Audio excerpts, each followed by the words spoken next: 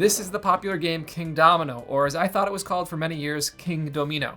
It's an enduring game where you match tiles to get the best layout and beat your opponents. Here's what you get.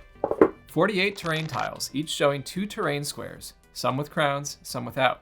Each terrain tile has a unique number on its back. There are 4 starting tiles, or castle tiles, 1 for each player. There are also 4 castle standees, like this. This is the green one.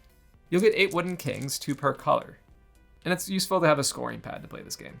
Players take turns adding 1 kingdom tile at a time to their personal kingdom layout. The game continues until we use up all of our dominoes. Our goal is to end up with the highest scoring layout, which does not exceed a 5x5 grid like this. It's possible that you'll have less than the full 5x5 square at the end, but you can't go beyond the 5x5 boundaries. If you do, you have to discard the domino that goes over that boundary immediately. Points are awarded by groups of terrain types which must contain 1 or more crowns to score. Those are fields, forests, water, grassland, swamps, and mines.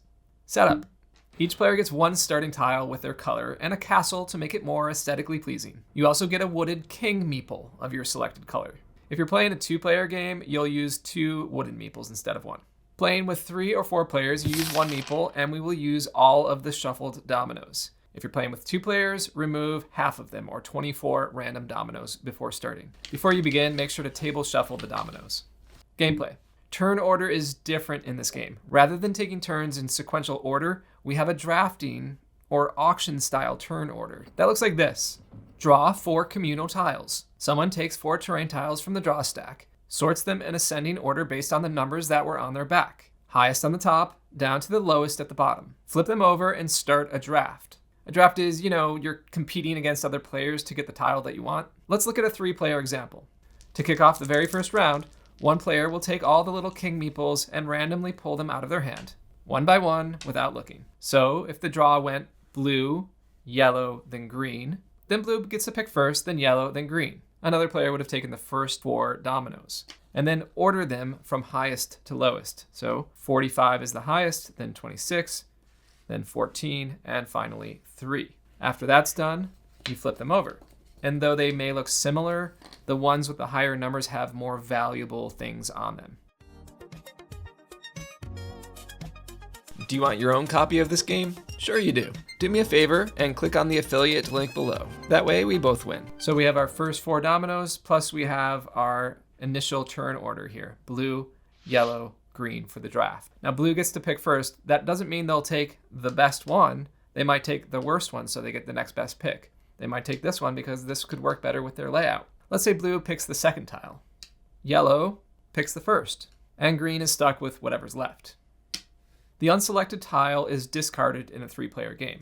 Just take it away, put it away, don't use it. If we were playing a 4-player game, there would be no discards. All would have a meeple, just 1 meeple on them. So green got stuck with the junkier tile, right? But green is not out of luck, because the twist in Kingdomino is that the tile you picked this round determines your pick order for the next round. So in this example, round 2 would have green, who took the lowest ranked tile, getting the first pick. Blue with the middle tile goes second, and yellow, who took the highest ranked tile last round, goes last and gets stuck with what's left. This drafting loop continues every round. The tile you take this turn decides your fate in the next one. What do I mean by the drafting repeats? Well, these tiles move over to the side, and 4 new tiles come in. Rank them highest to lowest. Now, who has the lowest tile this round? Well, it's yellow. So yellow takes their tile, puts it in their placement, and they get to select the next tile for the next round. They'll take the best one. This is discarded because we're playing a 3-player game. Then blue goes. They take their tile, they can place it, and then they pick the next one. And finally, green goes, takes their tile, and then they can pick one. Again, the loop will continue by these moving over, and 4 new tiles will come in here. Do you see what's happening? So in the next round, blue gets the first choice because they got the lowest ranked tile. 2-player version. Each player uses 2 wooden kings. You'll draft 2 tiles each round instead of 1. Make sure to follow the same drafting rules as before. That means one of your pieces might have the first choice and one might have the last. No domino tiles will be discarded during drafting. Placing tiles. One side of the tile must touch either the castle tile, which is wild and acts as any terrain for placement, or a matching terrain tile. For example, a forest to a forest, a swamp to a swamp. So when connecting a domino to another domino horizontally or vertically, at least 2 connecting squares must have the same terrain.